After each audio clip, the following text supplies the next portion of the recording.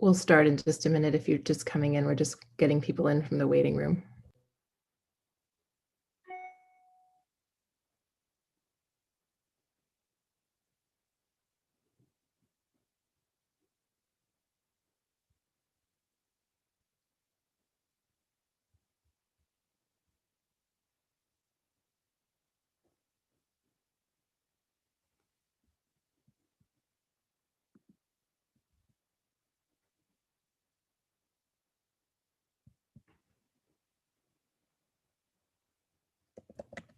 Hey, welcome everyone to part of Pratt School of Architecture's Provocations lecture series, where we have the pleasure of bringing together a group of leading thinkers in architecture to have a conversation and with us. I'm so pleased tonight to welcome Peggy Diemer, Amelyn, Jess Myers, and hopefully Quardean Lewis Allen.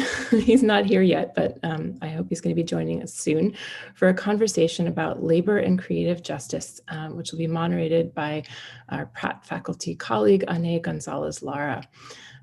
This is part of a conference that was called Creative Justice that was organized by Saul Anton and Pierre Deleuze and I last year, and we had to cancel it because it was actually, maybe it was even this weekend last year, right, Alex? We were really excited about it, but it was intended to be an in-person event and we couldn't pivot to YouTube and Zoom fast enough. So we're really excited and honored to be able to gather together these speakers and do the event again this year with you.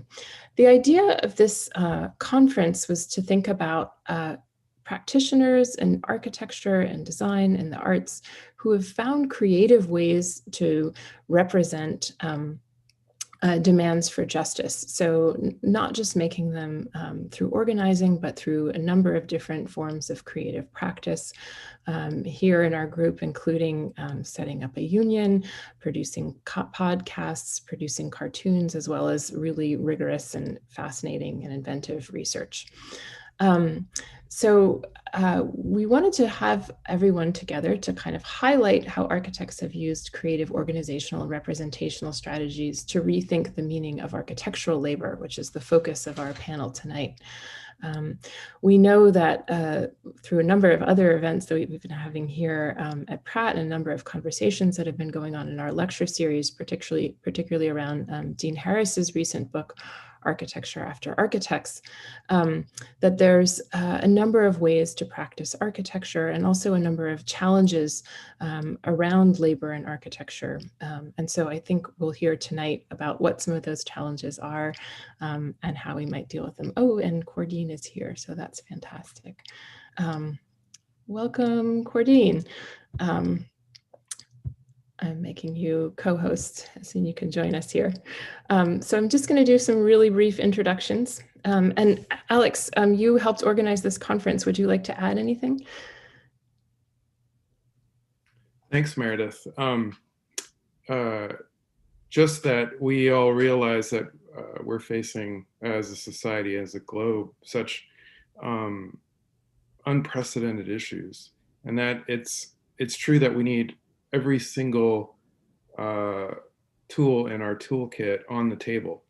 And this conference is and today's group is a way of focusing on the tools that are perhaps the closest to us as architects and designers. The idea of the conference was organized in part with Humanities and Media Studies. And I simply want to draw our attention to the fact that the medium we're using today, the Zoom and the screen and the spoken word, is very much part of our toolkit too.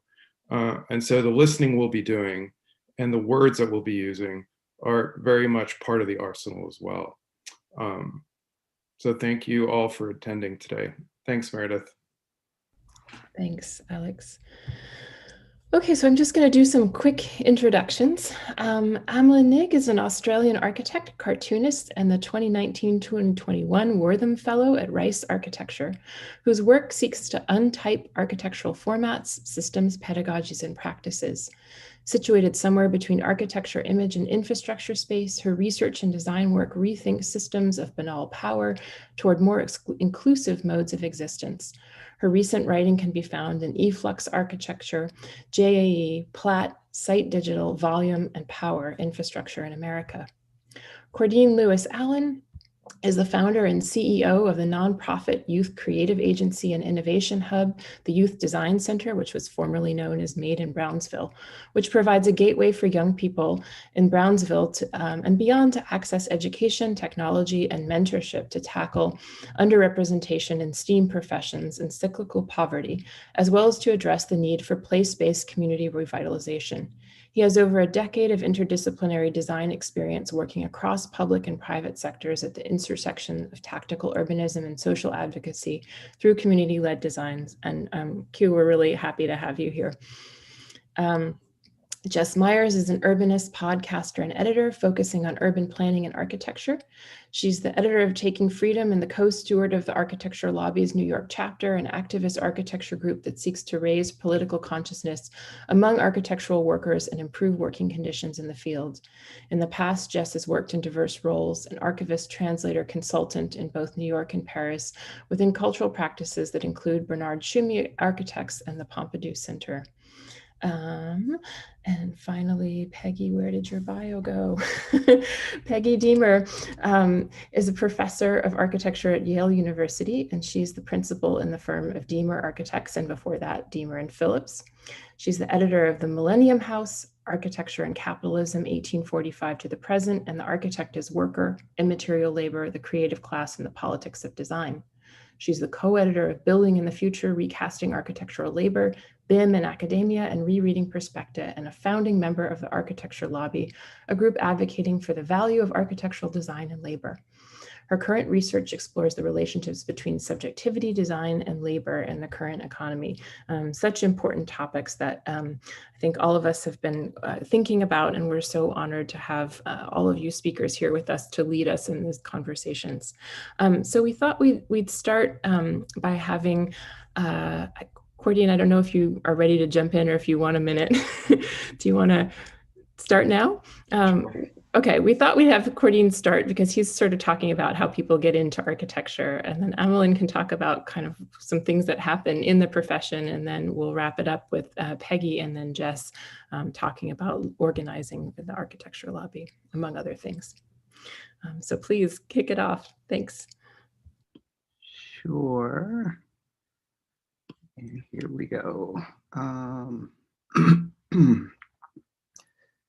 So I guess I'll start anecdotally by saying that my path into design was a bit meandering. It was straightforward to some extent, but there was a hiccup. And so I decided at a fairly young age, I was about probably like 8 when I decided I wanted to be an architect. And, this was partly due to a jarring experience of experiencing loss of gun violence from my family member in my neighborhood of Brownsville, close to a vacant lot, and wanting to see greater things for that vacant lot in my community. And so I, had the onset that I was going to be an architect. And by high school years, I had chosen a school that was specializing in science and math. And I had gone to portfolio development class at Pratt. And I had, essentially gotten to this last mile of filling out the applications. I had decided I was going to go to Pratt since I was like probably 12 years old, or go to, Cornell, since I was 12 years old. No offense. And I filled out my applications for all these schools, Syracuse and whatnot. There was one particular step that I needed to do to finish my applications, and that was to make them into slides that can go into a projector. This was the year before PDFs was submissions of your portfolios the year before. And I didn't know who to go to or who to talk to about that. I didn't, I was a high school student, a senior. I was focused on my studies up until that point. And if there was one person there that could have pointed me to just like, here's a shop and you go and spend this amount of money and you get those turns into that, that would have changed the outcome of where I ended up going to school. And so all those applications that needed a portfolio were incomplete. And so that led me down the road to going to a unaccredited undergraduate school, SUNY Buffalo. And then I came back to New York and met a Black architect, the first Black architect that I've ever met. And he suggested, he went to Pratt, he suggested that I go to a school with a better name. And I took that, and I was kind of offended by it. But I understood from later that what he was explaining in a very pithy statement was, you were going to face some barriers as a Black man in a predominantly white male profession, and it might behoove you to put yourself, in a place where the networks and the reputation on a resume might help you get your foot in the door. And I thought that was, I didn't take, after that understanding, I didn't take too much offense to it. I just understood that he understood something that I did not. And with that knowledge then, or that was the only impetus that I needed to apply for like dream schools. And that's the only reason why I ended up at Harvard. Because I wasn't thinking of applying for grad school after, prior to having that conversation with him. All that goes to say, the importance of having a mentor early on in a young person of color's career is probably very, very important, right? And I needed someone a lot earlier to help me through these kind of like first hurdles of entering into a profession. I got into these schools, and I was always one of two Black males, particularly. And then I was working in practice, and I was also like one of two Black individuals in a 600 person firm. And so I began to think, maybe there's a problem here around pipeline. And then I started looking at the numbers across the professions and realizing that, it's in STEM and STEAM in general, there's probably something to look at, and there are reasons for why there's a dramatic decrease in representation for Black and Latinx folks in these professions. And I also kind of like wanted to work hyper locally in my community to think about those issues as well. And my community, East Brooklyn, Brownsville here, we were faced with a high number of disconnected youth as well. So the opportunity came, I'll speed up, to think about creating a space for dialogue and get feedback from people around like what can address hyper-local issues.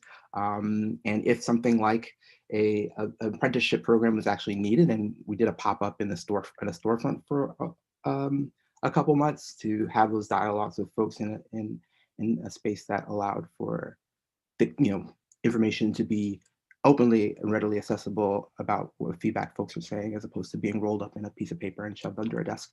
And folks were really just saying that we need a space for creative development for young people, and folks wanted to start their own businesses in this profession. And we did a number of surveys, which were also coming to those same outcomes. And so that's what started the Youth Design Center on a mission to reduce the disconnected youth number, lowering their barriers to STEAM. And we have an innovation hub and creative agency in East Brooklyn, where young people learn design and tech skills. And I would say in the pipeline, in the scope, in the frame of a pipeline, if you were to think about our role in this, it's kind of like that first leg, the last mile of the first leg into entering into the career, right? Like exactly that person that I needed to say, to point me to where the shop is that gets my portfolio shrunken down into little slides to go into a projector. We are both the folks that expose the young people to the career, as well as get them to that the end of that first leg by providing everything that they need to do to successfully enter into accredited institutions.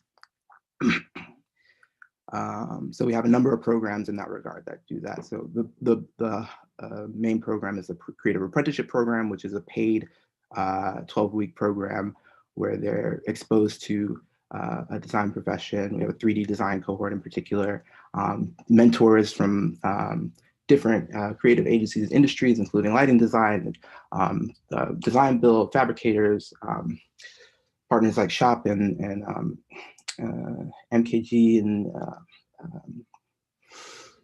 I want to say Feed Lighting and the like. They're folks that are mostly volunteering their time, and also are paid instructors that are offering for best-in-class curriculum to be able to lower the amount of inexperience that these young people have in things like videography, photography, Rhino and AutoCAD, all these types of editing software, communication software that build their lexicon to be able to allow them to easily get through these portfolio exercises that the schools require.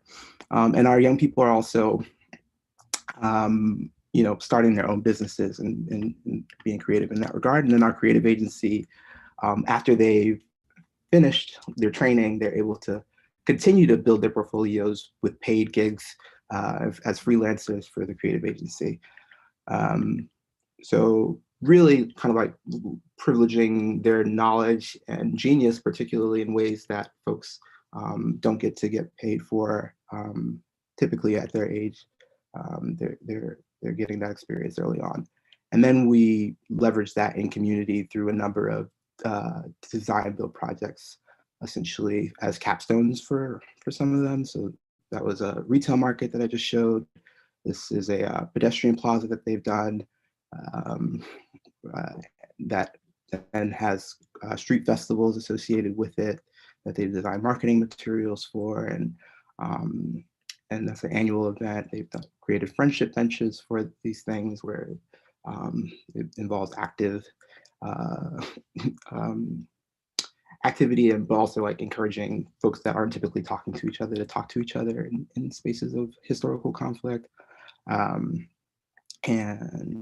this is the youth clubhouse where they conceived of reimagining a space that was vacant as a space that could be safe for them.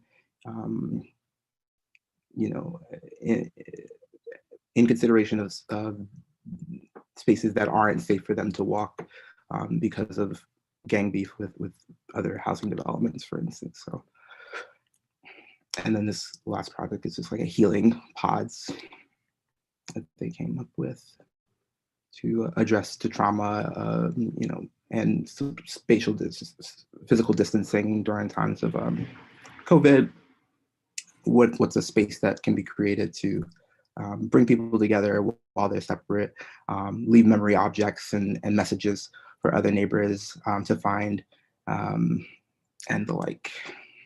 So I'll leave it at that. Sorry if that was long. No, it was great. Perfect. Thank you so much. Yeah, it's really, we'll have lots of time for questions and discussion afterwards, but really appreciate seeing how we can expand pipelines into architecture, and also just the brilliance and creativity of the people working with you. Okay, Amelyn, do you want to take it away? I shall. You see my screen? Excellent. Well, I'll just jump right into it. I'm Amelyn, in Houston currently, and I'm going to talk about kind of building information modeling.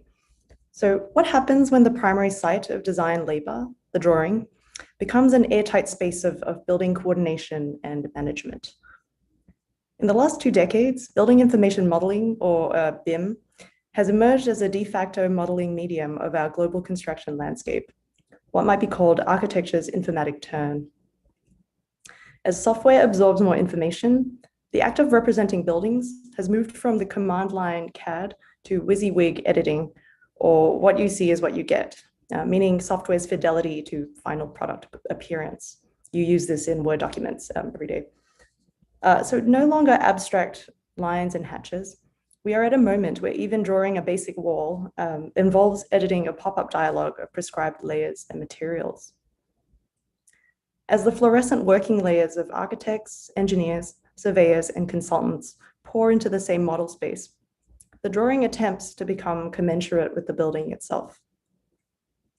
So in this brief space, I'll sketch some transformations in drawing media and work under BIM, and end with other modes of representation that need not be WYSIWYG to be information rich. So 1, the drawing is the building. The documentation of buildings may still look the same, perhaps even more banal, but between drawing and database, something seems to have changed in architectural images, and with it, relationships between representation and reality. BIM refers to a modeling ethic that aims to fully know a building through a data-rich model that generates drawings and reports, detects clashes, produces objecthoods, and coordinates global teams.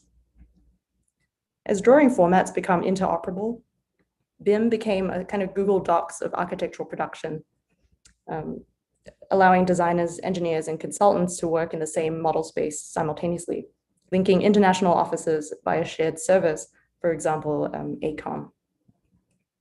As pipes outgrow and outsmart their enclosures, so do the exigencies of management.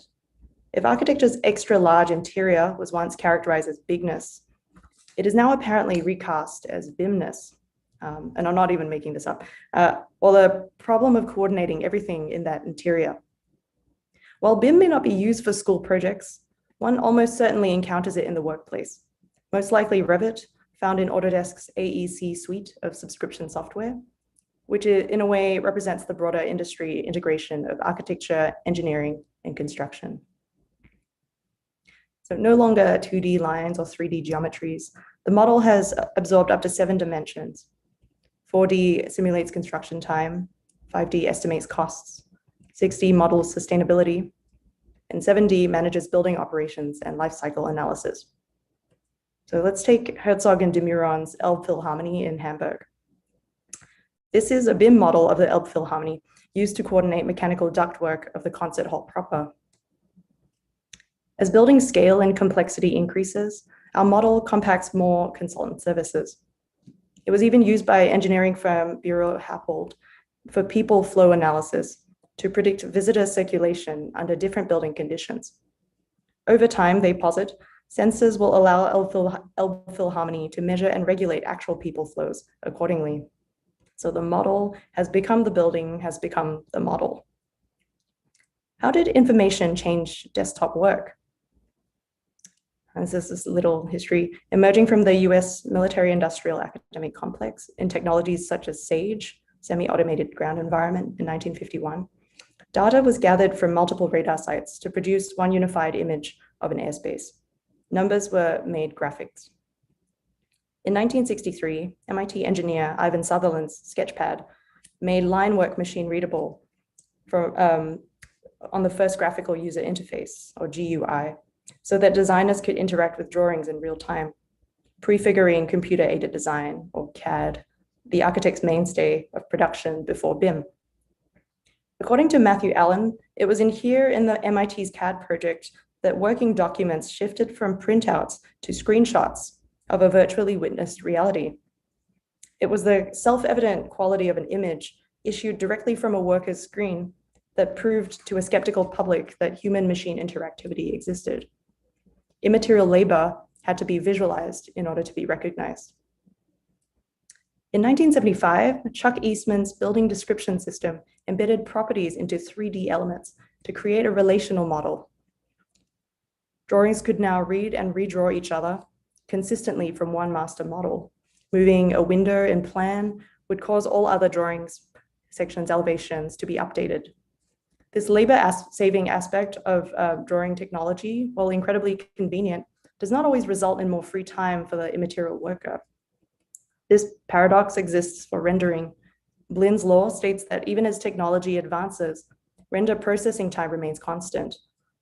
So as 3D animators tend to respond to better hardware by making more process-heavy simulations rather than rendering the same scenes more quickly. And yet, when complex BIM drawings, a toil of so many architectural and engineering hands, were framed and salon hung in a Palladian mansion without team attribution, labor is all but erased, raising questions about authorship, ownership, aesthetics, and value. And this is Farshid Mousavi's 2017 Royal Academy show on architecture as an instruction-based art. So it appears that drawings are moving from depiction, so the analog representation of a construction scene on the left, to simulation, towards a calculable image on the right, where even construction time and worker safety can now be modeled. The labor of both designer and construction worker are measured by the database.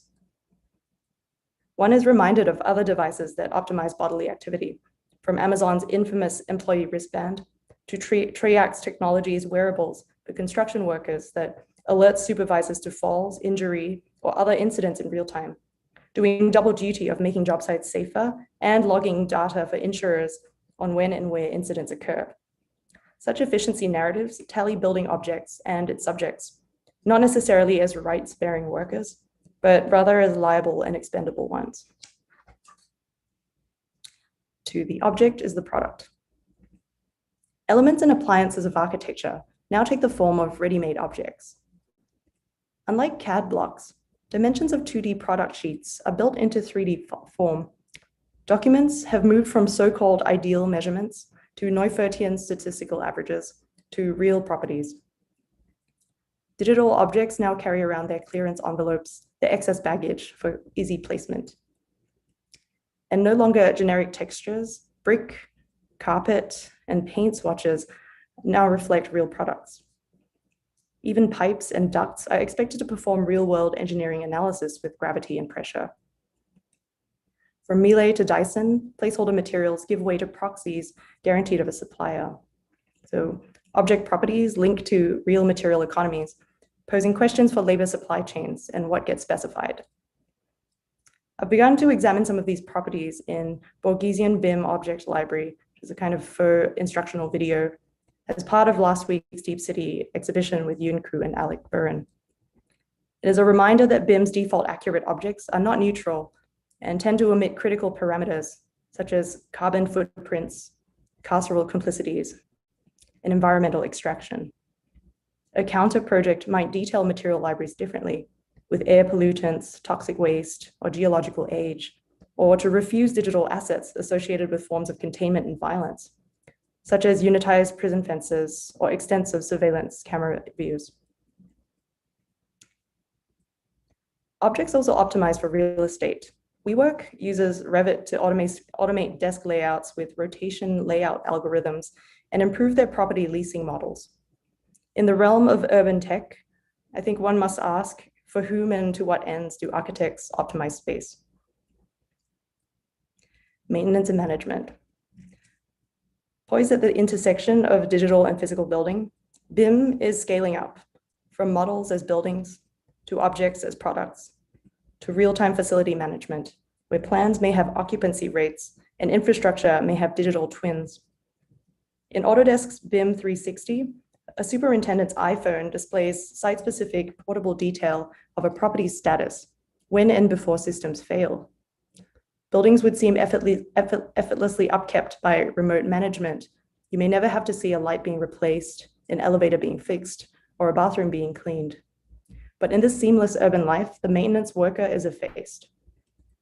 This is a tenet of the smart city, where automation does not make cleaning or repairs go away, but conceals essential workers from the daily life of a privileged class. So the model is no longer just a building's visual aid, but a consolidation of its spatial, temporal, and material information. WYSIWYG models are directly linking with manufacturing, with the aim of making labor logistics as lean as possible, and with ambitions to vertically integrate the building industry. BIM has entered state regulations around the globe to shrink labor costs where public spending is thin. Since 2016, the UK government requires BIM for all new public projects. This means that design firms, large and small, must use BIM in order to participate in public works. Here, one realizes that the model format plays a part in who builds the city. So as the model becomes more of a legally binding document, there are interests in developing a blockchain ledger for the 3D file, an incorruptible record of modeling actions.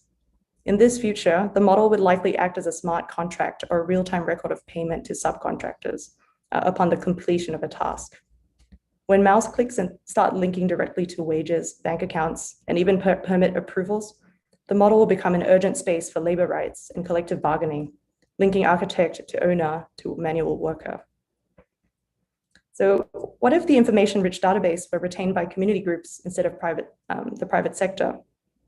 What if under a Green New Deal, designers and engineers collaborate remotely in the same Google Docs of a model on solar fit-outs, passive building upgrades, public shade, to be pitched to local authorities as shovel-ready projects? Could BIM's no-build object clearances be used for degrowth planning or to represent pollution envelopes? The architectural model has always organized publics. It gathers political and economic will around something that does not yet exist. Thinking labor through publics instead of products, it seems, would require redefining what we mean by productivity itself. And so just speaking of other modes of representation outside of economic productivity, and I'll speed up if I'm going a bit too slow, I want to end with a segue that low res can be information rich. I was a cartoonist before I was an architect. In addition to these, new work can be found in Politico Nightly and the New York Review of Architecture. I try to use graphic humor as a tactic to hold up a mirror to our discipline and allow us to contend with our own impasses. Note that this work is not some poetic gesture or napkin sketch. The cartoon author takes on a political and personal stake and challenges the status quo by compressing ideas and context into a single image, describing without dictating. For me, this shorthand is still the first and least labor-intensive response and remains an underexplored storytelling medium for architecture. Rethinking labor is also about rethinking patronage. Who else might the model or drawing serve? Stay-at-home stress was a Rice research grant designed with Gabrielle Vergara and completed with Carrie Lee and Carolyn Francis. Working with the Center for Urban Transformation, which provides community development services in Houston's 5th Ward, the pilot survey conducted 16 qualitative interviews with volunteer residents on their top household concerns through Harris County's stay-at-home order. We were looking for a visual format to spatially describe pandemic experiences beyond purely numerical or written accounts. Through a spatial survey of de-identified house plans, it became important not just to visualize environmental and social stresses, such as indoor heat stress or limited space for study and sleep, or a large family COVID quarantining in a storm-damaged house, but also moments of resilience, such as shaded porches becoming key outdoor rooms, and essential workers sharing a network of living rooms for family nights through the pandemic. The findings, published in web and print, have since returned to the organization and hope to shift the pandemic gaze from economic indices to the intimate spaces of living and working under crisis circumstances.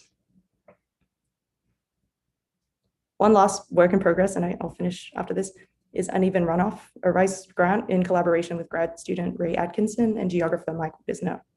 It investigates relationships between Houston's industrial sites and runoff and environmentally vulnerable communities. In the city of no zoning, it is not uncommon for Houston's heavy industry to commingle with residential homes in floodplains.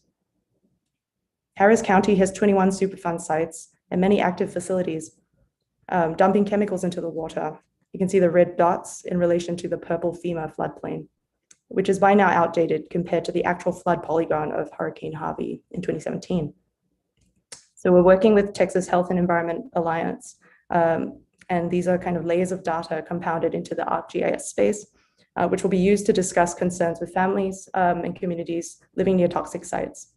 And all this is really to say that databases can be used to work with non-designers, not just within our islands of expertise. So I think I'll just end it here, and I hope I didn't go too long. I look forward to the discussions. Not at all. Thank you. That was fantastic. So now we're going to shift over to talking a little bit more about organizing. We'll have Peggy Diemer speak first and then wrap it up with Jess Myers.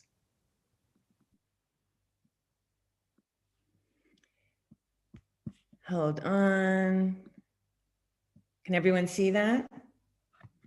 Okay. First of all, I want to say thank you to Meredith for organizing this, and I'm so honored to be here with the other panelists. It's great company. So basically, thank you. I'm just going to go through kind of the creation and mission of the architecture lobby, and what you're seeing here is the very first website that we put together pretty quickly after we formed in 2013. And it shows the issues that the people who first gathered around the lobby were organizing around, and basically changing attitudes, changing practice, and changing labor. Changing attitudes is the whole world of media, the public, clients, but also we could say in some way the discipline as it describes itself, and it is known practice, basically looking at people who run offices or the organizations like the AIA that administer firm performance and behavior, and then labor addressing basically we could say employees, but basically everybody, firm owner, employee is an architectural worker and should understand their labor. So this in some ways is a kind of founding set of ideas, and set up the conversations that I was having with people. And it was really conversations and symposiums, and I would say openings that allowed me to find people who were interested in some of the same things, and critical of the same things that I was. And I will just say, and none of them were my colleagues at Yale. This was kind of out of academic structure that the community that formed the architecture lobby in the beginning was gathered around. For me, I will just describe some of what I would call aha moments that got me thinking that a conversation should be happening and a gathering occur. One of them came from my theory work, and this quote in particular from Ed Ford, and I'm worried that others who have listened to lectures of mine have heard me describe this 1,000 times, but I just think for me, it was really kind of eye-opening. And the thrust of it is that if you were socially interested in the 19th century as an architect, you were concerned about the people who built your buildings. And if you were a socially minded architect in the 20th century, you were concerned about the owners or about the users of the building. And it certainly made me think that why can't we in the 21st century think about both? And what happened that labor seemed to all of a sudden get out of architectural discourse. Another moment was attending the Who Builds Your Architecture first symposium, which was held at the New School. And this was organized by Mabel Wilson and Kanabari Boxey at GSAP at Columbia, but also Human Rights Watch, that was really asking the architects to speak to the condition that was dominant in the Emirates of basically indentured labor in the construction force and the people who are building their buildings. And wouldn't architects want to come forward and speak up about these illegal and inhumane labor practices? And basically they could not get one architect who was building in the Emirates to participate, which I thought was unbelievable.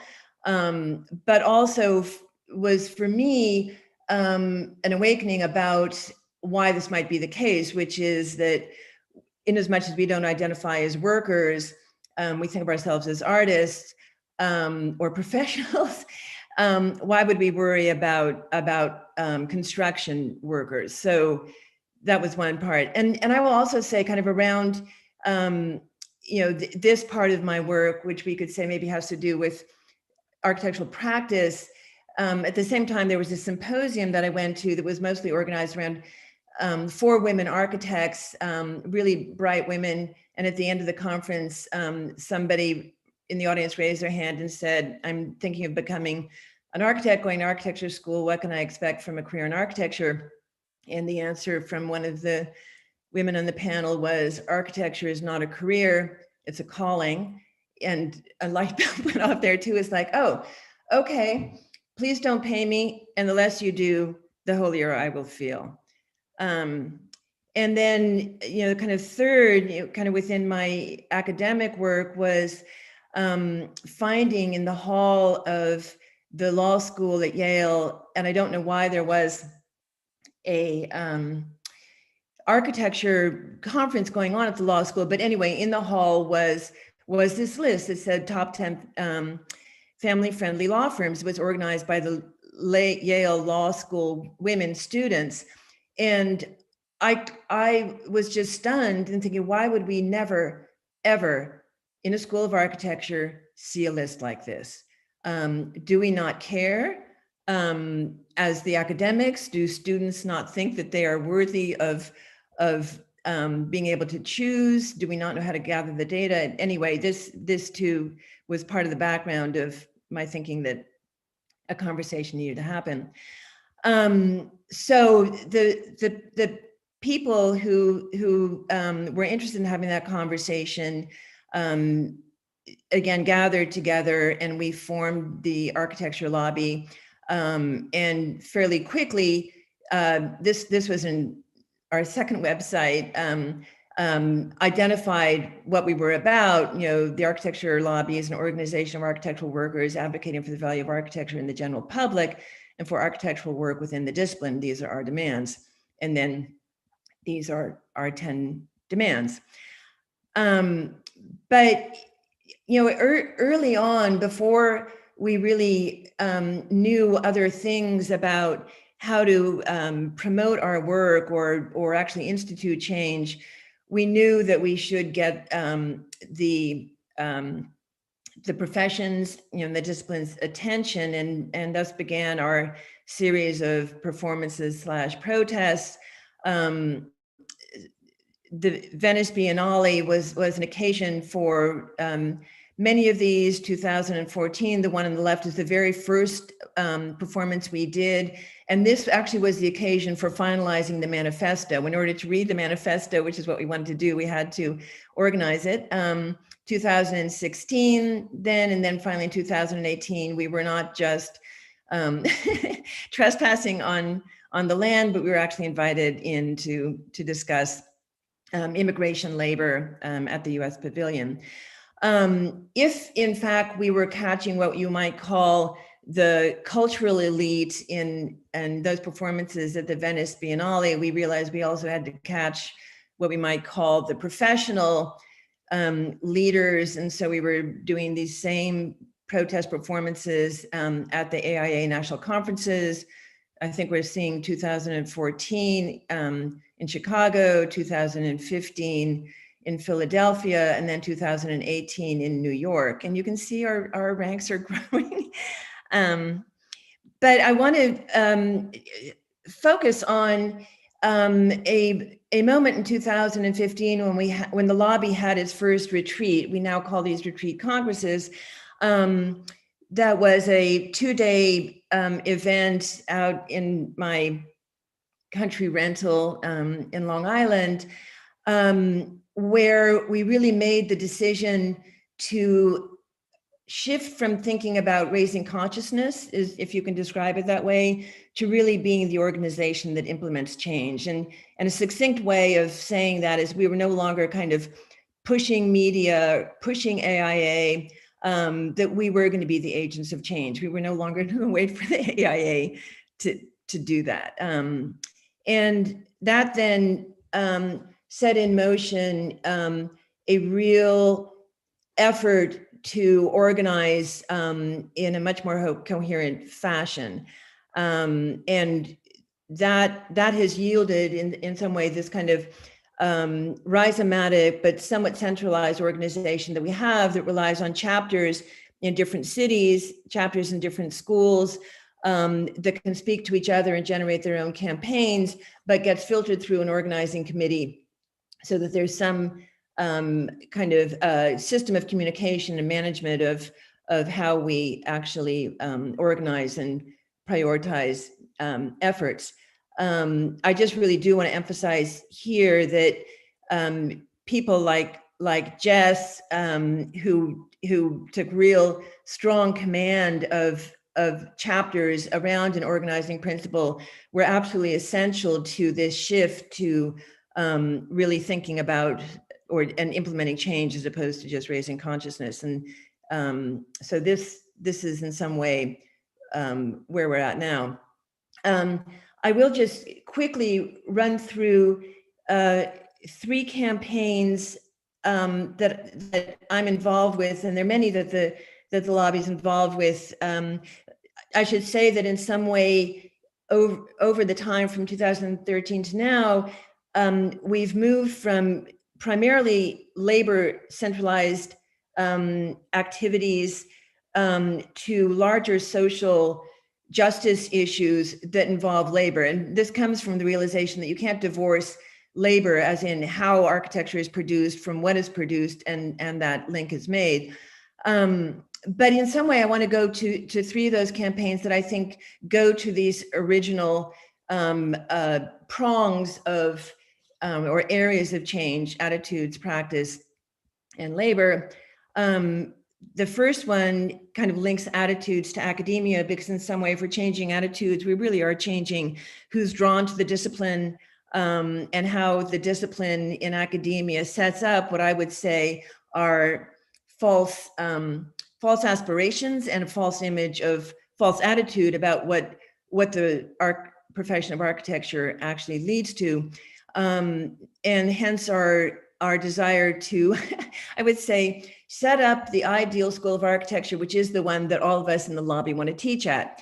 And so a beta test of this is this summer school that we are putting out this summer, called the ABC Summer School, ABC being Architecture Beyond Capitalism. And the hope for this, in a succinct summer version, is to demonstrate that there can be a different model of the form that architecture is delivered, and not just because this has to be virtual, but undoing the hierarchies between student and faculty, and how discussions are run, but also changing the content, which has to do with really linking architecture as a profession within and hopefully beyond capitalism. That this discussion of how we are monetized and usurped in the capitalist economy needs to be central to how we teach architecture. So there will be 3 different themes. Each of them will go over 2 weeks. In this, the first week will have to do with presentations and provocations. In this case, unlearning capitalism, and identifying that issues like class, race, climate change, decolonization, land and space fit into and push against a discourse of capitalism and anti-capitalism, but making sure that we understand that those issues are essential in and bound up with an undoing of capitalism. Then assignments, and then salon workshops. And those assignments is really our way of rethinking what studio or design is, in as much as we ask everyone to participate, whether you've been a leader of discussions or just a participant in it, to give to ask people to put forward imaginative work that would be visual, might be oral, but certainly is not plan sections and elevations. Charts, poems, power mappings are what we're thinking about. The second, oops, what happened? Second is unlearning capitalist architecture. That's topic 1. Here's topic 2. Sorry, capital, labor, and products of architecture, which is to say the relationship of architecture, capitalism to procurement. Again, going through the same sequence of how we think about discussions and assignments. And the third being procurement, alternate forms of cooperation and assigning links with other industries, construction industries, communities, and those things. Around practice, we're also working with small firms to think about cooperativization, of which there are two types: worker-owned cooperatives and network cooperatives. The worker-owned cooperatives probably don't need much explanation. Oops, sorry. But it really is the principle: one worker, one share, one vote. In this, management and administration can still be distributed. This isn't just everybody doing everything, but it is everyone voting on how it is that you distribute profits and manage assignments. So then the cooperative network really has to do with how a small firm can actually begin to perform like a large firm, but also emphasizing not competing against each other, but sharing resources, networks, and support.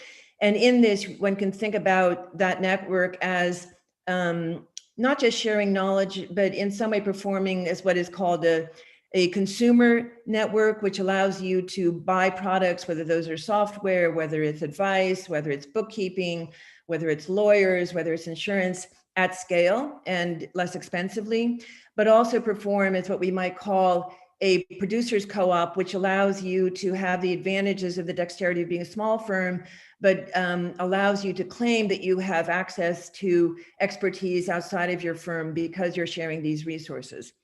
And this is the work we're doing with two different organizations. One is aiming to be a nonprofit cooperative network. The other one is aiming to be a women-owned, worker-owned cooperative. But just to say that there is so much technicalities around being a cooperative. Capitalism doesn't like it, and so there are laws that prevent this. And so basically, legally, you're doing a huge workaround, but that workaround then means you have to really know exactly how you want to organize who's in, who's out, and all those different things. And so we're working with these two groups to set them up for that. And then finally, around labor, in addition to unionization, which is probably the most major thrust of the architecture lobby, working on a campaign called Just Design, which is a way of letting employees know what the quality of labor practice is in the firms that they want to go to, so that you know how to choose firms, not just according to the products they produce, but how it is that they produce it. And the goal here with the first round of Just Design was to give certification to exemplary practices around the 6 different criteria that you're seeing here. And then in some way assigning points to questions. There were like 5 questions that were asked underneath these categories, and assigning points to their validity. Some of them, which is if you answered no, your firm was out. Some of them were bonus points, like, do you have daycare in your firm? But others were assigned points that allowed us to, then identify firms that we wanted to then interview. But just to go back here, there were 2 stages to this. The first one was actually questionnaires that went out to employees, and then depending on those and how those were graded, going to the firm owners with further questions and interviews. There was not enough of a catchment for us to in any way legitimately claim certification that would mean anything. What we went to instead was publishing the results, and both on our website and with ArcConnect, and doing case studies of exemplary firms.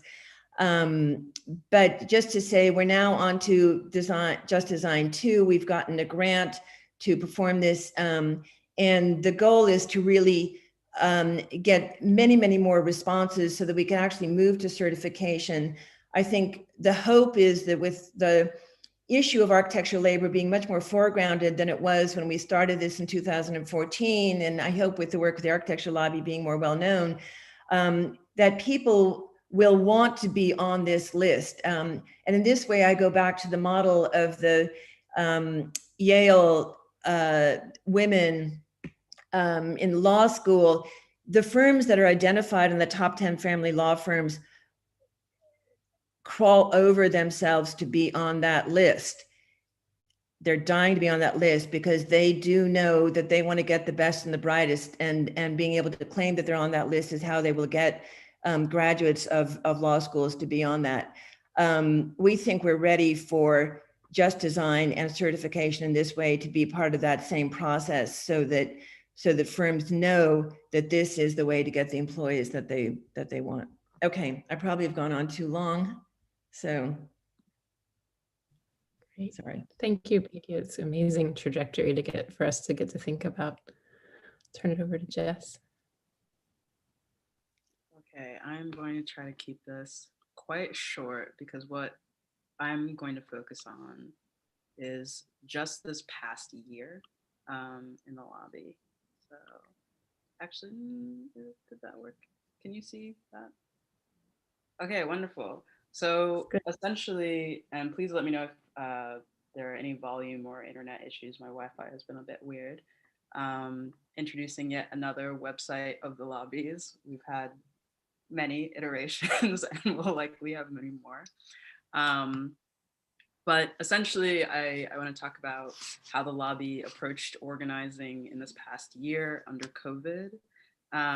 Some directly related to the New York chapter, which I co-steward alongside the wonderful Caitlin Watson, and some national efforts. So like everyone else, we had to go digital under the pandemic, which had its drawbacks, obviously. Like there is a lot that you can't get done unless you're in person, but at the same time, it really did force us to think about our reach and how we could sort of connect to across chapters a little bit more effectively, and also to be able to welcome in people who had never really had contact with the lobby before, and being creative about ways of engaging people, essentially to get down to what we try to push as an organizing strategy in the lobby, which is go and build power with your peers.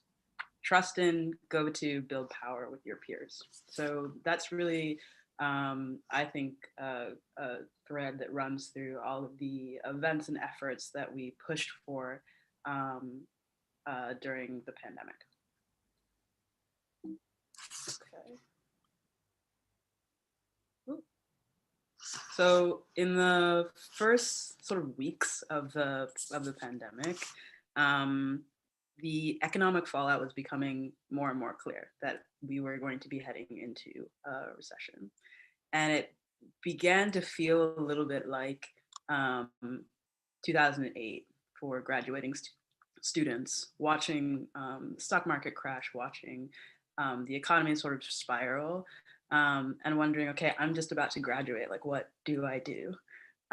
So we decided to hold a roundtable that connected students who were graduating in 2020 and 2020 to people who graduated in 2008. So people in architecture who graduated in 2008, so they could have just a really frank discussion around, okay, what was it like to graduate into a recession? And we called it the Recession Roundtable.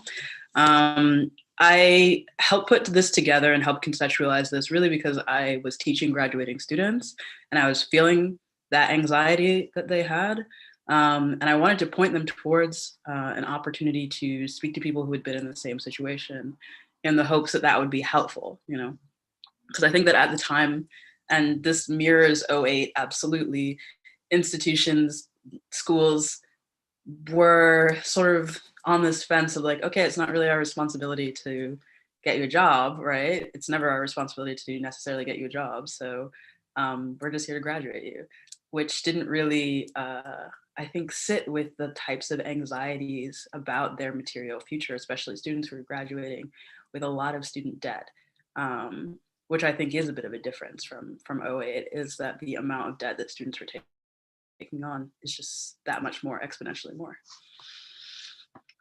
So then the national organizer for the lobby, Maya Porath, spearheaded this effort to have a similar event with workers. So what we were interested in for this event was really trying to have a discussion around what were the conditions during the pandemic, especially in the early months of the pandemic. What were the conditions of working in architecture firms? So who was being furloughed? Who was being laid off? Who was taking pay cuts? What were discussions and plans around returning to in-person work? Which firms were taking the pandemic measures most easily? Who made the decision to go remote? These types of questions. Who had to push to go remote? Like things like this. And then around that time too, another lobby organizer, Shoda Vashik Madzi, and I apologize if I'm pronouncing your last name incorrectly, Shoda, really spearheaded this effort to call every single member, every single person who was sort of on our Rolodex in the entire lobby, so nationally, asking about what their conditions were under the lobby, and like also creating under the pandemic, and also creating a survey that he and a COVID working group that he helped to organize would get spread. So the survey would get sent out to anyone. You didn't have to be in the lobby in order to respond to it, to really get, again, an understanding of what is happening to architectural workers under the pandemic, during the pandemic. So there's both a phone bank and a survey. And then previously, there were phone banking efforts. So Ria Morales, who is the sort of spearhead organizer for the local unionization working group. So that's the unionization working group that's just in New York. We had been designing phone banking for our New York members to get an understanding of what workers in New York understood, or what architectural workers in New York understood about their own rights, about workers' rights, and also to get a feeling of what the perspective around unionization was, or what the feeling towards unionization was for New York workers. So we had planned this a while ago, but at the same time, I think that the conditions of the pandemic and how present it made your material conditions, how really heavy it made your material conditions, really changed people's curiosity and about workers' rights, about their own rights as workers, and also created more of a curiosity around unionization as well. So then June happened and George Floyd was murdered, which was just another link in a very long chain of Black people being murdered by police officers in the US. And this was a moment where I became a bit anxious in my organizing personally, because the lobby looks a lot like, and very much reflects, the architecture profession, as well as self-proclaimed leftists in the United States, which is to say that the lobby is a very white, majority white organization. And I am one of very few elected POC in the group, and definitely the only Black woman.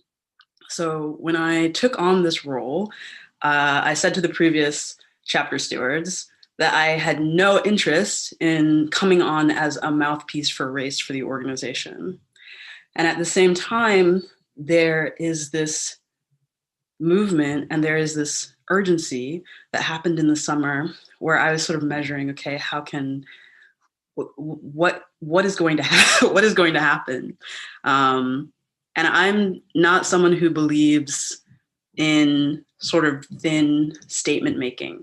I'm not someone who believes that a snappy criticism on Twitter is the way to address these kinds of issues. So we got a bit uncomfortable. And in forums in the lobby and in Zoom chats in the lobby, we began to have these discussions internally rather than making a grand external statement that would make us look really, good and of the moment. We took a lot of time internally to talk.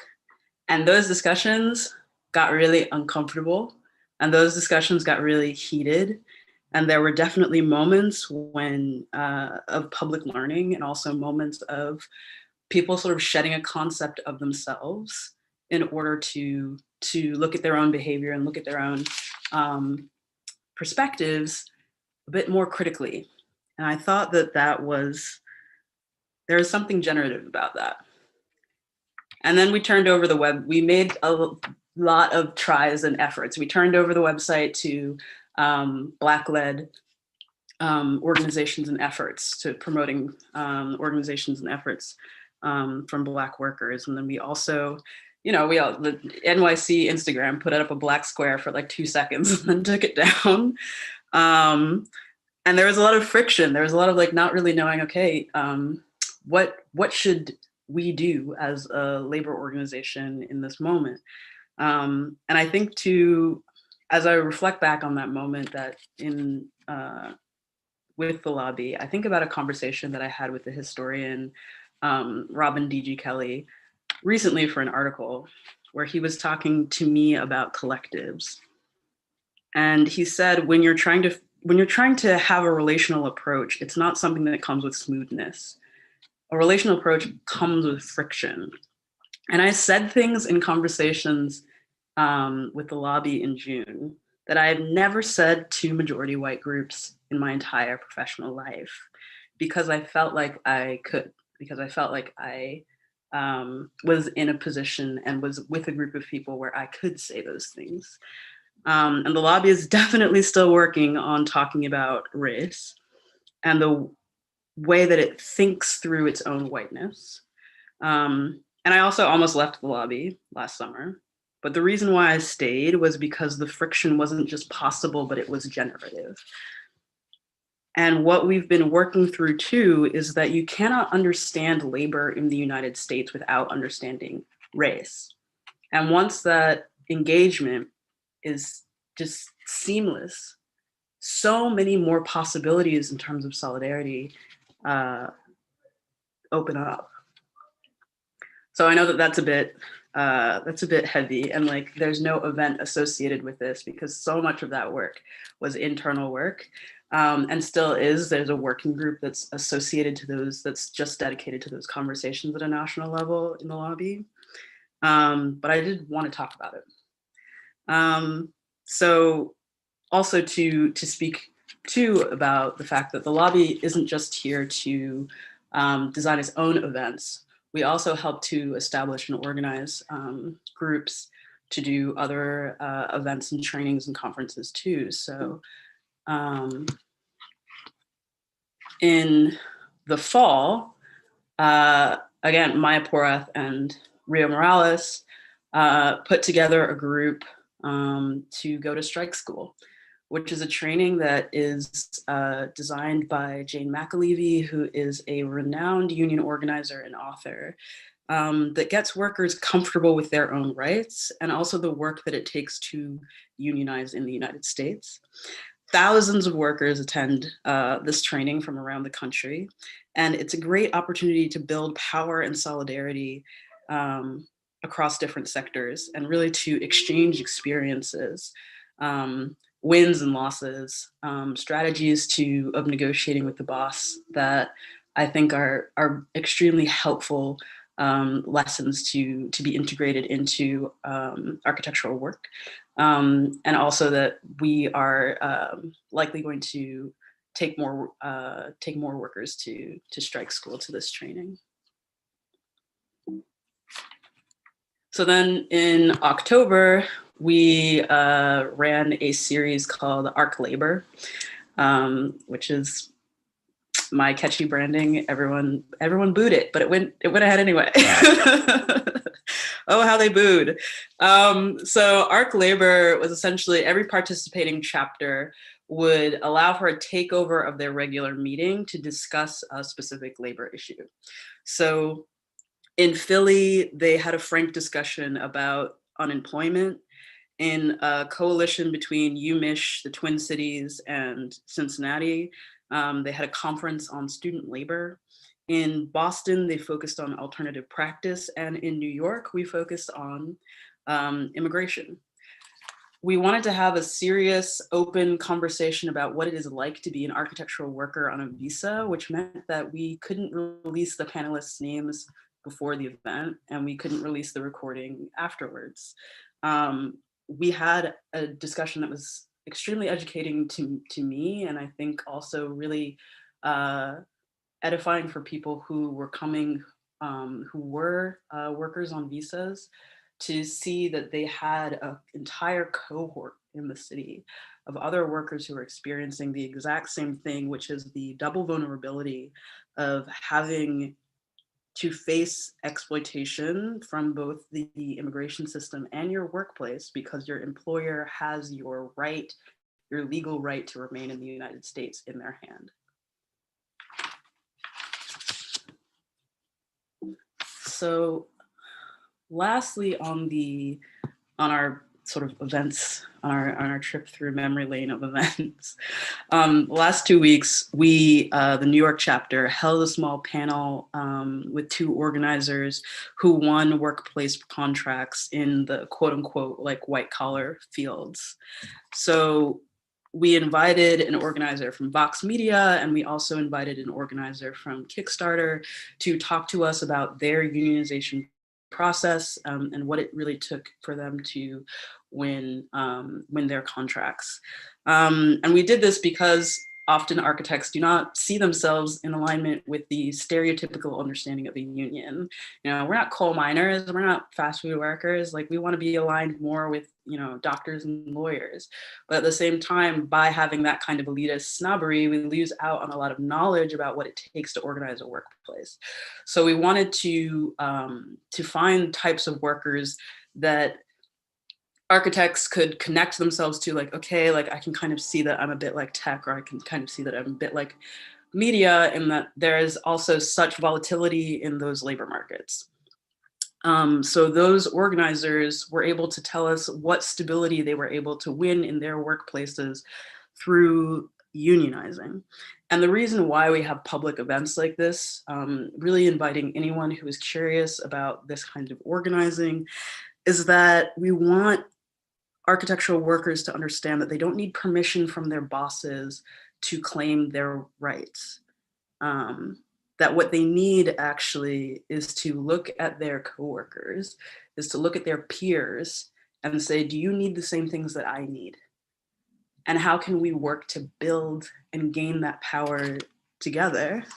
And this is, that strong relationship is what we're hoping to demonstrate and make evident that it is possible to claim these rights through these events. Yeah. So now for the most awkward transition ever, because Meredith did ask me to talk a little bit about my podcast. I will talk about the podcast. So I have an urbanism podcast called Here There Be Dragons that is outside of the lobby. I am a teacher and a researcher, and I find that popular education is a really useful tool to resist the financialization of knowledge. And podcasting is just a great medium for this, because it's a bit of information that can almost feel like a conversation. And also it's easy to share and it's free. Or it's free to stream. It's not so free to make. I turned my master's thesis, my master's in city planning thesis from MIT, into a podcast on the way that residents experience safety and insecurity in their cities.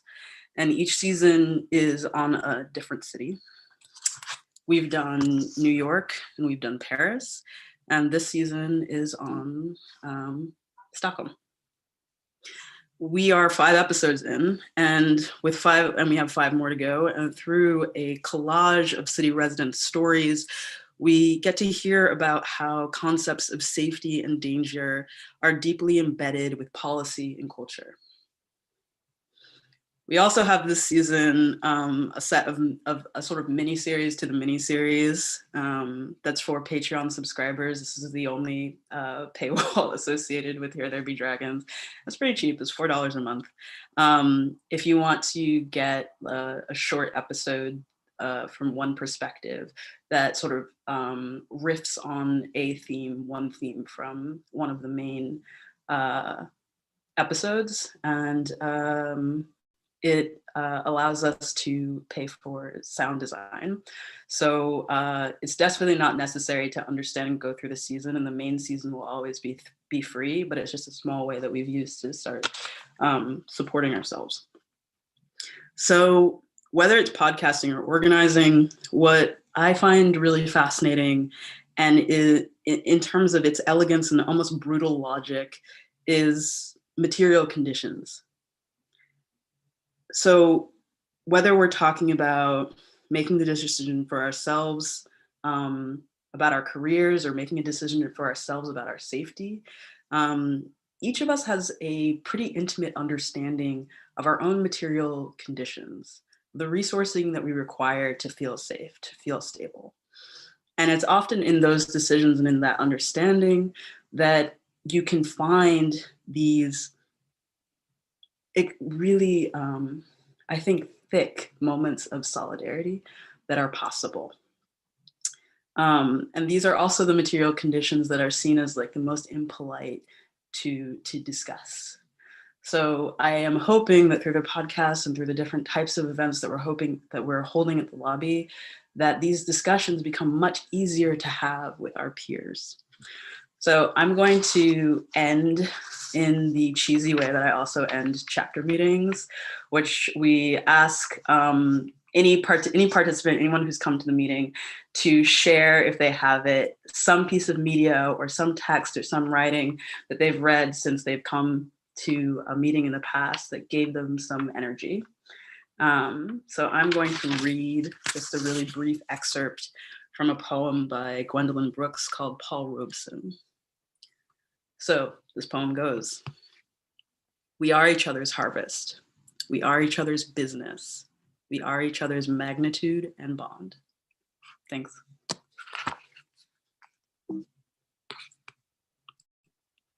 Thanks so much, Jess. That was incredible. Such amazing, impressive group of work that we've talked about. And to bring us into the discussion part of our talk, I wanted to introduce my colleague, Ane Gonzalez-Lara, who's going to be moderating the second part of our discussion.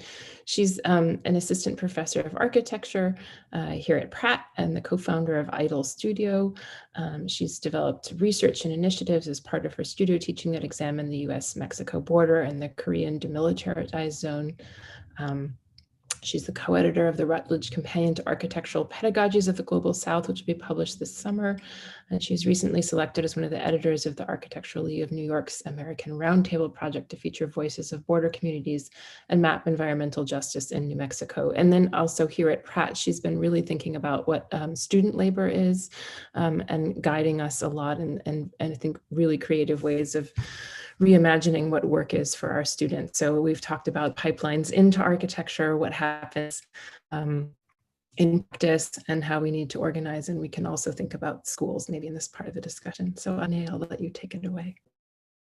Thank you, Meredith. I have to say that I do have a lot of questions, and this was fantastic. It was fantastic to see labor seen through all these different like lenses. So I guess that maybe to start off, maybe one of my questions was related to education, and maybe we can start with that. And in a way, I do wonder, how do you guys see the future of education, given all these different situations that each of you have touched on? In a way, I can think of Peggy, the ABC school that you talked about, like how you guys are going to be talking about poems, readings, almost focusing very much on the critical, on the architecture student as a critical thinker. But at the same time, Amelyn, maybe after your presentation, I could also see one thinking that the future of an architect is more as a data-driven person and managing that data and complex assets of information within the project. And I do wonder, in a way, if you could talk about how do you see those two things being reconciled, or in a way, if we have to think about even the architect having different names, of the architectural education having different names of different subcategories that maybe talk about these different features of an architect, and even for you, Quardean, I was even wondering, how do you see those two things, like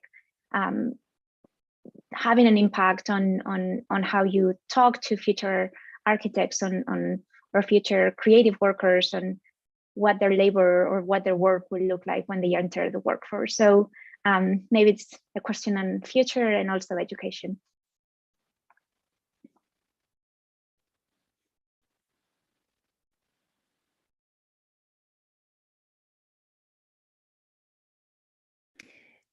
Well, I'm happy to just say something, and it maybe doesn't go to the heart of what you're saying, and I think others will be able to go to the heart of that maybe better than I do. But your first comparison between ABC schools suggesting you could maybe present a poem versus the data-driven view that you're suggesting that Amelyn might be describing.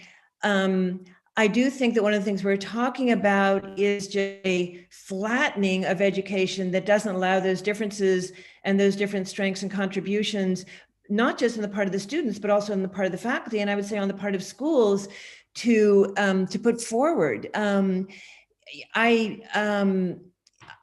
mean, it's not only the case that I think those who are proficient in data collection should absolutely be heard as much as those creating poems, as much as those creating power maps. It takes all of those things. But I think the fact that we're all teaching to the same thing and all schools are competing for the same student with the same kind of language. We're innovative. We care about society. We have advanced tools of representation. You know, every single school will claim to do all those things across the board, and we're competing for the same students with the same rhetoric, with the same curriculum, you know, with slight adjustments, which doesn't allow for those differences to come out, differences in talent, differences in interest, differences in specialization.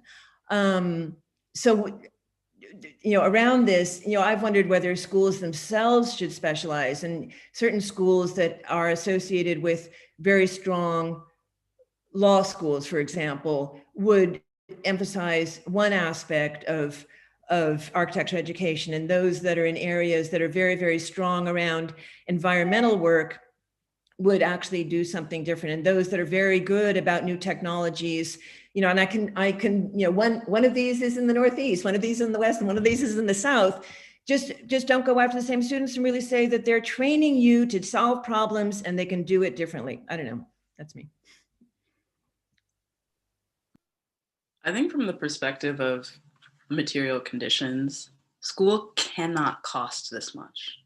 It is impossible that tuition continues to rise in the way that it does, that the United States says that the price tag of education, of quote unquote elite education, is this much when no other country is charging this much for school.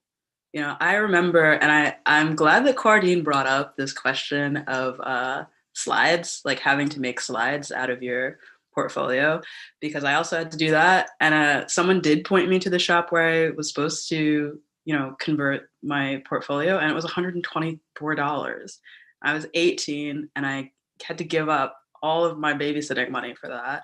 And also my mom had to pay for that too, and she was not happy. At the same time, I also had to pay to print my portfolio. And it just got to the point where applying for school was so expensive that when I was at an interview, I would put my hand on my portfolio so I could take it back at the end. So they wouldn't take, because I just couldn't afford to like print it again. So that being the case, those being the material conditions, how many people are we fully shutting out of education because it costs this much money, or because at the end of your degree, at the end of a 4-year degree in architecture, you're going to have 6 figures of debt? I think that we can figure out another way to do this. And I also don't think that raising tuition every year is going to be sustainable. Because at what point are we going to say, like, you know, $100K for a year of school? Like, how can that be acceptable when no one else does it like that. So yeah, I'm really curious about like the creativity of cutting back the cost to go to school, because it does fundamentally shift what you are able to do in the labor market when you graduate.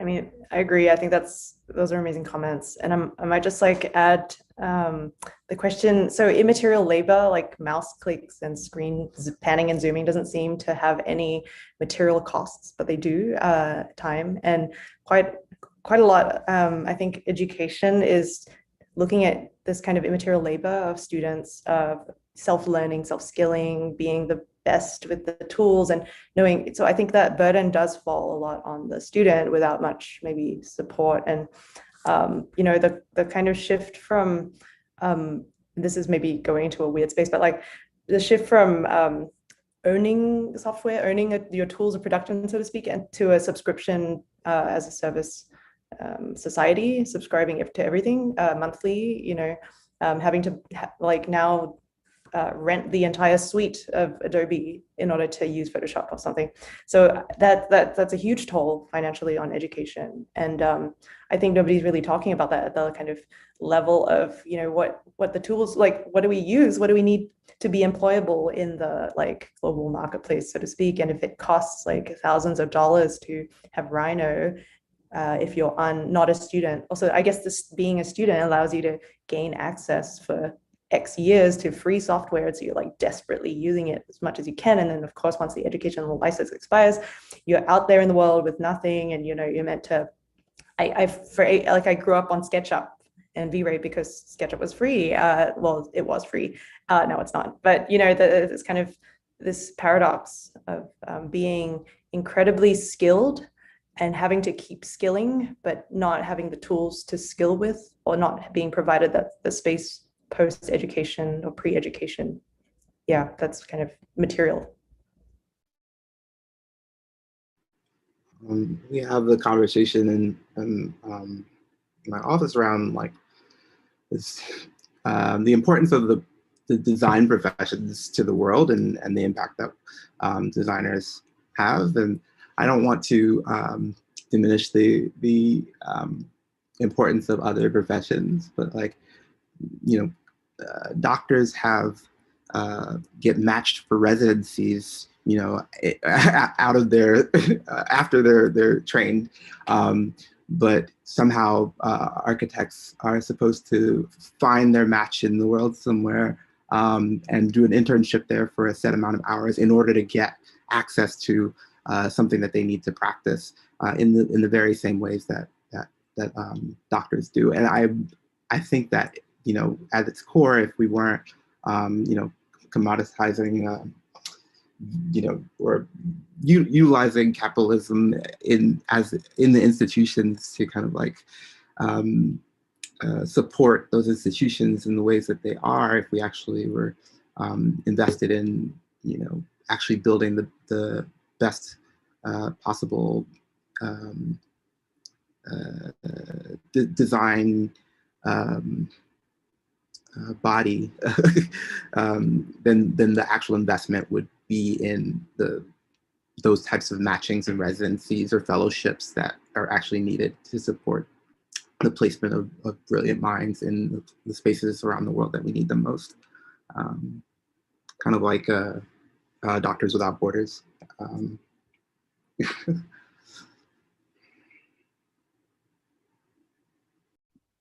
Can I just connect that comment to, I guess the specialization, although I hate that word that I was wondering about, but I think part of the question that led me to think about that thing is whether we are interested in having architecture schools that are solving problems, you know, or whether we're thinking about education in this kind of universal way. Everyone needs to be a good designer. You know, everybody needs to be an entrepreneur, you know, the kind of general skill that are the same in the 18th century, same in the 19th century, same in the 20th century, same in the 21st century, or whether we want to admit that there really are huge problems right now that we want to teach around. And I think that's a big decision about whether architecture schools are willing to not just have this ideal, but actually admit that there are conditions now that need attention, and they are able to address them.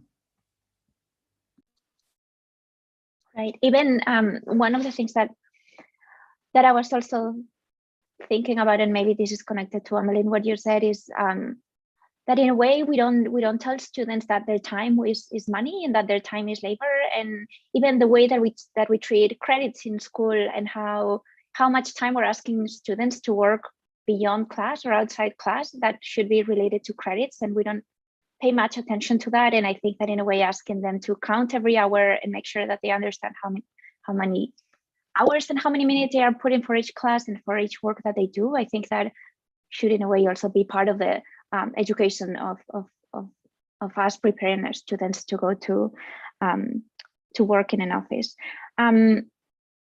The other thing that I was wondering is how do each of you see the future of architecture after the pandemic, or also how do you see the pandemic affecting or creating bigger issues within each of the topics that each of you are working about? So for instance, I'm thinking, Amelyn, of your idea of immaterial labor and how that has been even exacerbated in the pandemic, where we've seen less even in school, or the problems that you were mentioning, Jess, in your in the meetings that you were hosting with the lobby, or even for you, Quardean, how that might have affected the pipeline of who has an access to architecture school. So I wonder if you see the future post-pandemic, whatever that is, being affected after this situation.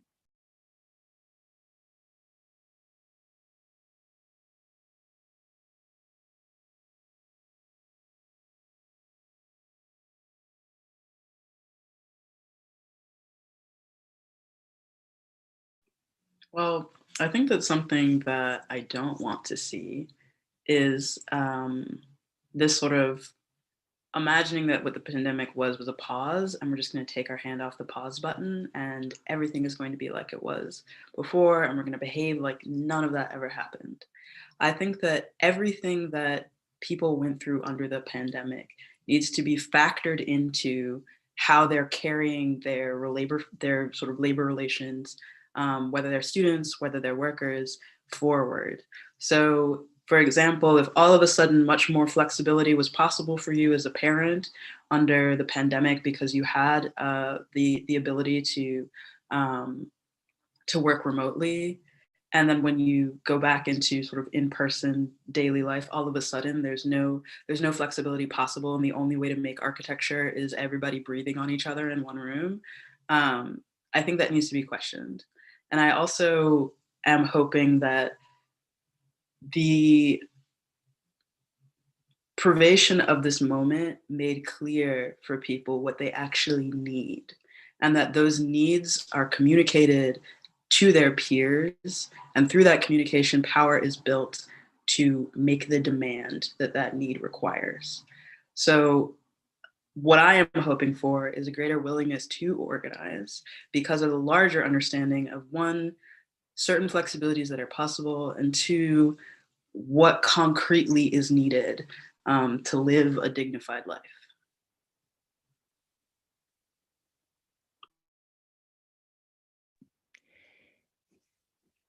I think another thing that has opened up is allegiances that transcend your office. And I would say it's true that transcend your academic affiliation, and that we're making connections, through things like this, in conferences that we can go to that are in Istanbul, that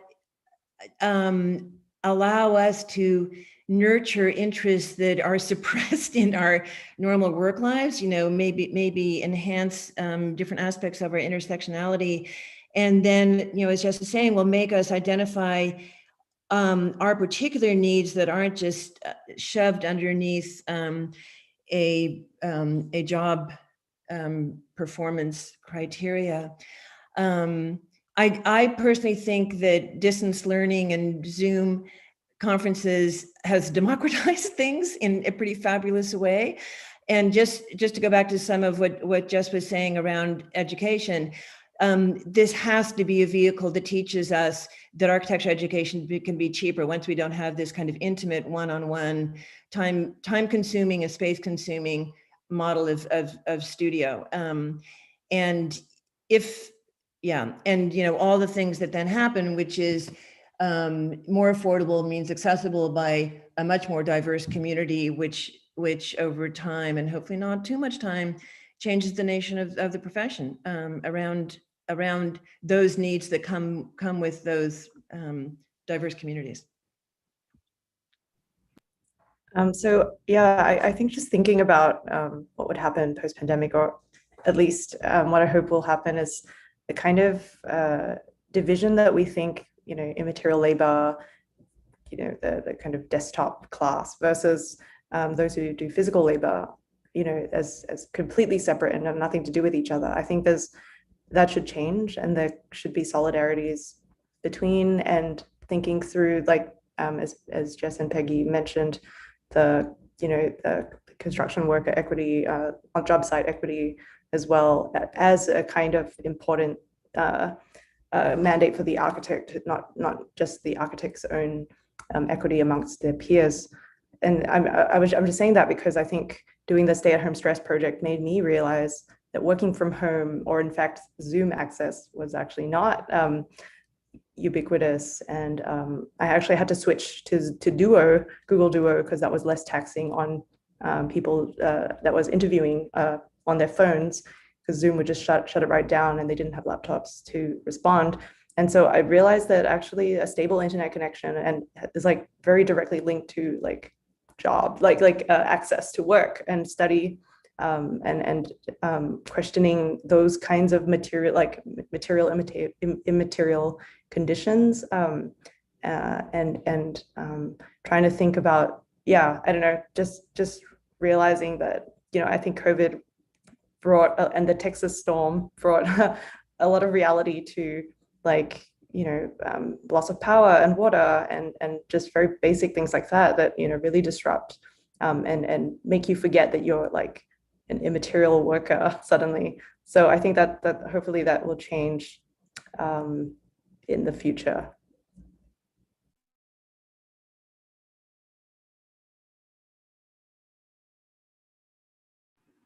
And it was mentioned that very eloquently, but around the vilification of the industry, and how that,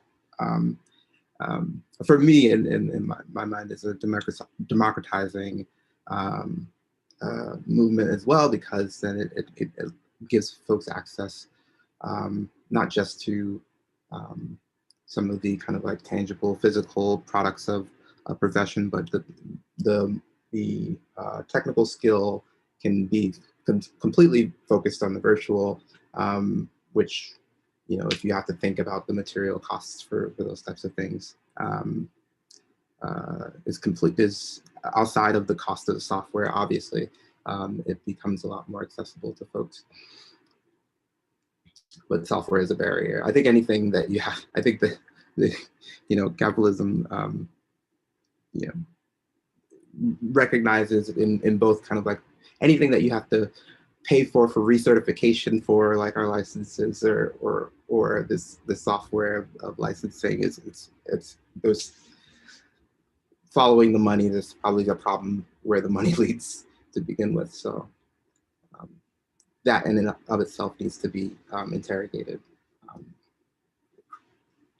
to create a more equitable industry. Yeah, thank you. Thank you for those thoughts. I wanted to open it up now to the audience. I think that it would be great if anybody has a question, if you could just unmute yourself. I think that it's not, we have a group that I feel could be manageable if we did that. I've also seen some comments in the chat, but I haven't been able to read them. So I don't know if there's any question, or if anybody wants to go ahead and unmute themselves, or for me to read a question.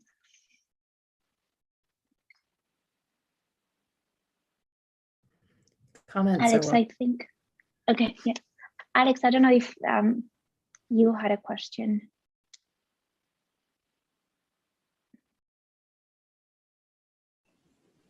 You mean me? Yes, I don't. Oh. Yeah, I'm seeing one of your comments, and I don't know if. Oh, sorry. Well, my comment was more a sort of a rant about what I feel is yet another problem with the education system in the United States. But I kind of want to dig into this question of software.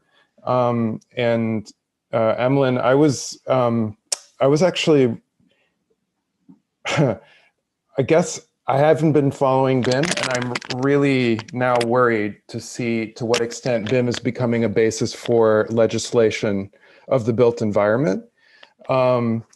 Because if buying software is obviously one hurdle, but when the state gets behind it and it becomes a way of controlling who's in and who's out of a given project, it's worrisome. And I really appreciate that you talked about some critical approaches to BIM. In fact, I'm curious, for example, what BIM could look like, as part of Quardean's projects and initiatives. But I'm curious if you could talk a little bit more about what you've discovered in terms of the way BIM is being used to legislate the built environment, and if you have any suggestions for what we can do to address that. Yeah, this is a very difficult question. I too was stunned to know that that the kind of file format really does relate to how one a firm could compete in a bid for public projects. So in the US, there's not a BIM mandate, but there are for certain departments, federal departments, US Army Corps engineers, they all use BIM as a kind of baseline situation. So the UK is the one that's kind of doing it for public works across the board.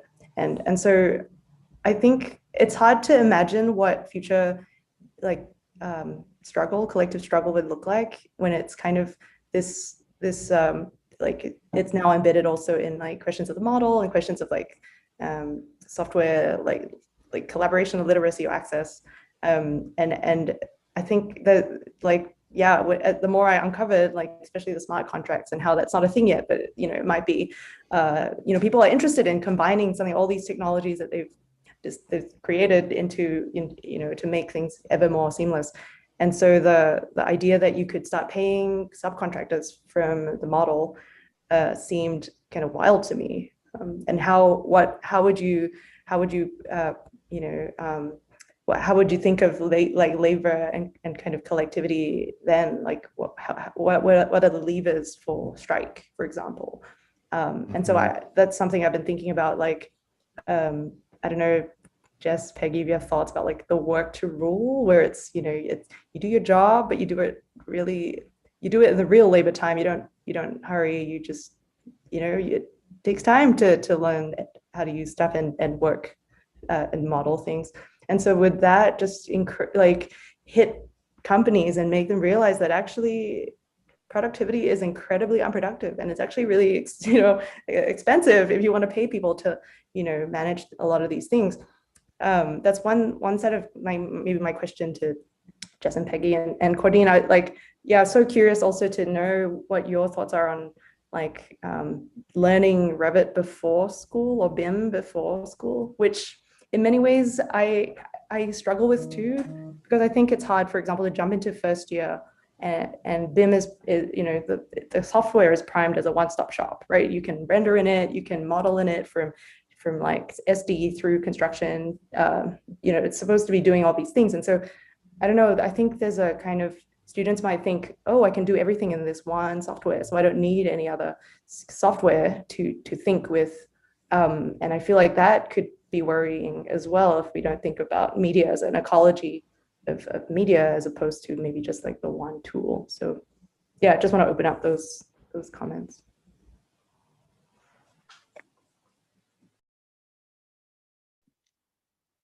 I'm not going to answer your question, but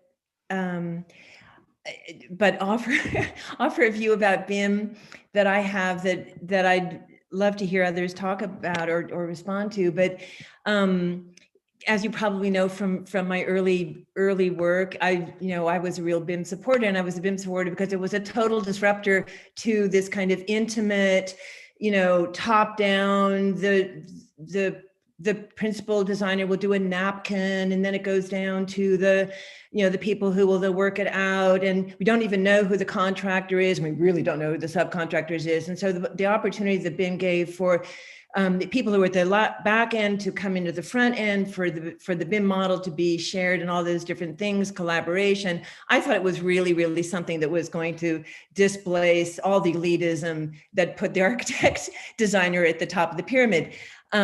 What's been interesting to see is that it's not primarily used in that way. It's primarily used as a production efficiency machine. So to me, it's like, oh, this is how, let's just say, economic forces usurp the potential for collaboration, sharing, and all these different things. But then I want to think that things happen dialectically, which is it's given to us as an opportunity. Forces drag it away, into productivity and efficiency, but we are in a position to say, okay, we're going to seize this opportunity in another way, and that way is to share the software. And so I want to see this discussion as not anti-BIM, and I'm actually not anti the UK legislating it. To me, it actually says the UK is saying, you know what, we need to produce differently, we need to procure differently, we need to collaborate differently. I have no problem with that, but we should then take the next step and say, we don't need to be subservient to those people who are organizing these softwares in a particular manner that promotes efficiency and profit and production. I am going to answer your question, actually. I think that there's something really interesting and important to talk about in terms of sort of the hierarchical nature of labor at firms, and then how tech works within it, right? Also recognizing that technology changes really, really fast. And what was the hottest sort of piece of software to learn, the thing that you thought that like every firm was going to use, gets like taken over in a couple of months. It's like, oh, is it Grasshopper? Is it Lumion? Is it blah, blah, blah? There's so many different technologies that make you look like a competitive worker in the field, right? But then once you get into a firm and your thing is like rendering or your thing is BIM, how many years do you spend being the go-to person for that thing that doesn't necessarily get promoted in terms of design decision-making? So before I was teaching, I was actually doing strategic consulting for architecture firms. And when I would interview junior architects, that was the question. If I know how to use this technology really well, and I just become the go-to person because it's not something that my principal is going to learn, or it's not something that my supervisor is going to learn, will I ever get promoted? Will I ever become a partner? Because it seems like all of my years are going into, making renderings, or all my years are going into managing BIM. So it's also true that the responsibility to keep up with technology or to be competitive in certain softwares is not evenly spread throughout the firm, especially at larger firms. Yeah, that is actually an amazing point, because that's where the derogatory term CAD monkey comes from, right? And thinking that you're, so skilled, and like, how do you, some people try to be less skilled in certain areas to get more experience for registration and other areas. But yeah, I think that's kind of a crazy, like, thing to think about, I guess, like how yeah, I don't know where this is going. I think I'll just I thought you were going to answer my question on strike, but yeah, it's kind of like the advice that I got early on, where it's just like, never make the coffee, like never get good at making coffee ever, because then you'll be sort of pigeonholed as the person who always have to make coffee. I don't even drink coffee. That's how hardcore I took that advice. Because especially if you are a minoritized person, if you are a woman or anyone who has an identity that pushes you into a minoritized position related to power, if you can do some service that no one else wants to do, that's what you will be stuck doing. that also kind of raises a question about the role of like architecture school. If it's less vocational and it's more exploratory, then, you know, is it really preparing us for the registration component, like the practical component of coming out and being able to practice architecture? And so it's like, you know, the institutions as they are, you know, they seem like they're, you know, they're more about exploring the craft and less about cramming for the test. And I think that the cramming for the test part was what I needed. You know, if every year we're taking one of those licensing exams and you come out, you finish that part, right? And now you can do the other pieces, the internship piece, and sign off on that, and now you're an architect, right? And I think that is a missed, it continues to be a missed opportunity for academia to just like utilize the meritocracy for what its value is, and particularly if I'm paying for it, to get me to cram for a specific goal of completing these tests.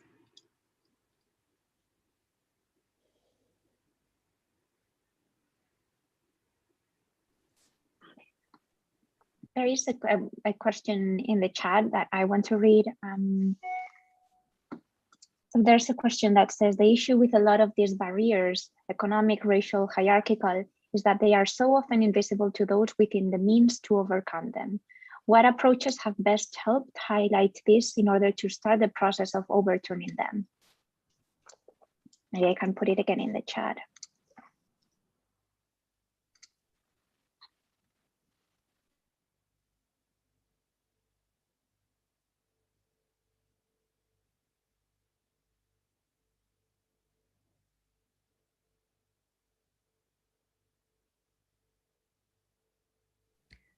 Can I maybe offer like maybe another, it's a sub question to the question, but just thinking about what's been said, like I got registered through a small office, small practice, and small practice is usually not really supported in like the grand scheme of things. In I don't know, we were kind of lucky to have a small network. I think Peggy, you mentioned a kind of like how small practices could come together and compete somehow and help and share resources. And I thought it was really interesting because that to some degree was happening in Melbourne when I was trying to get registered, and it was like a small unknown practice. But I managed to do all my hours across the board, across all the, you know, I wasn't pigeonholed, I guess, because you had to kind of do everything. And so the question is maybe, you know, and then I don't know, I was just looking at like big firm counterparts when my friends went to really famous firms, but ended up being one of the kind of, you know, the young tech savvy folks who come in for a short amount of time, and they keep refreshing them because, you know, they have so many lined up to take that job for the name. So I was, again, curious about like the name versus the small practice support, and whether there is more small practice support out there that relates the pipeline to post, to registration, to support, just having colleagues that, you know, understand, and you having a voice. Yeah, I don't know. I feel like there's something there. The support has to somehow be there.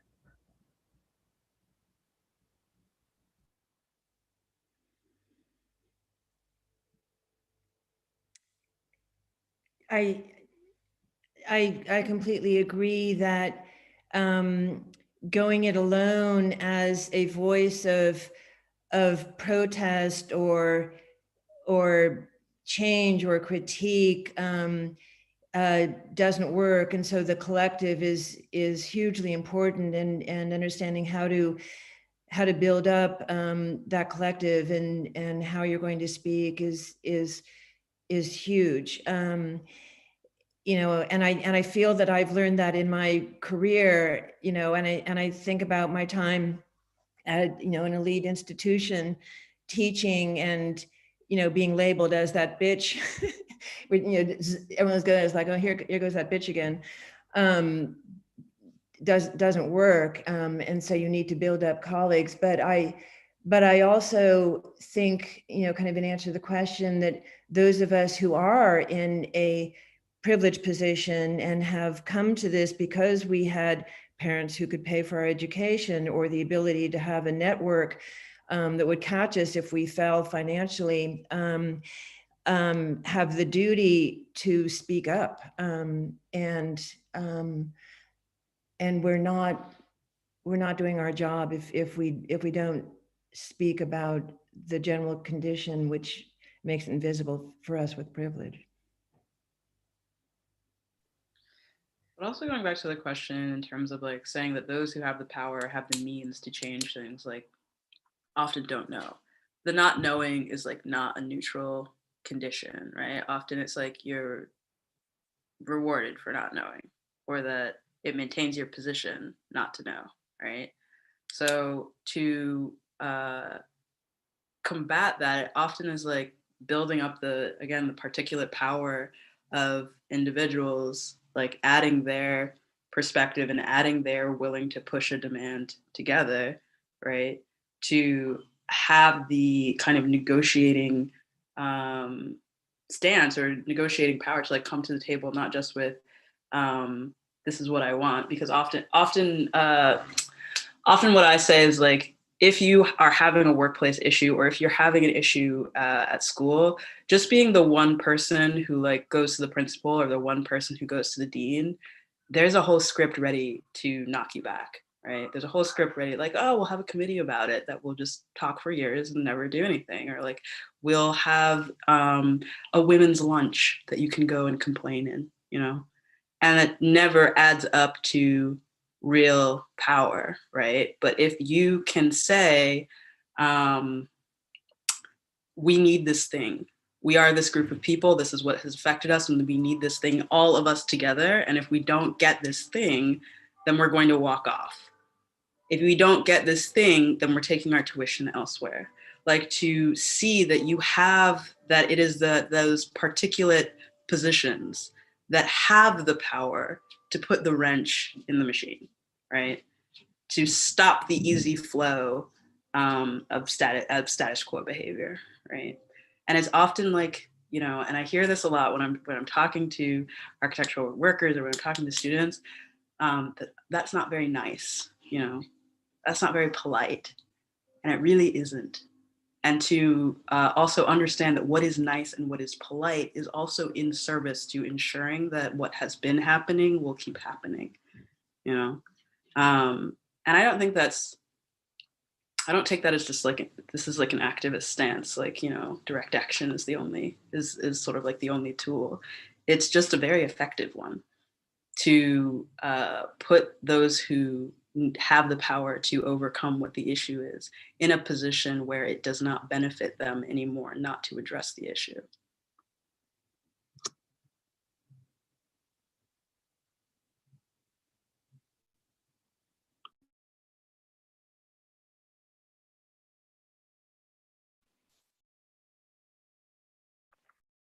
That was fantastic. I think that's a great way to end this conversation.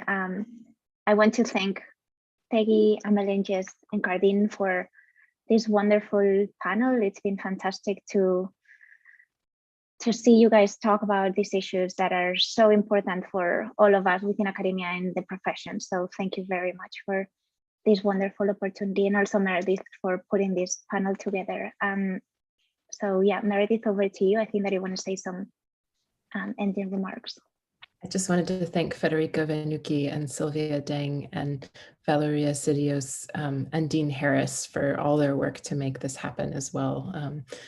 And to you all for coming. It's fantastic to get to be here with you. I love this new Zoom world, which allows us to go to so many talks and actually talk to each other in the chat and face to face. So it's so special. Thank you, speakers, for these incredible talks. And please join us for our next events. I posted the link way earlier in the chat.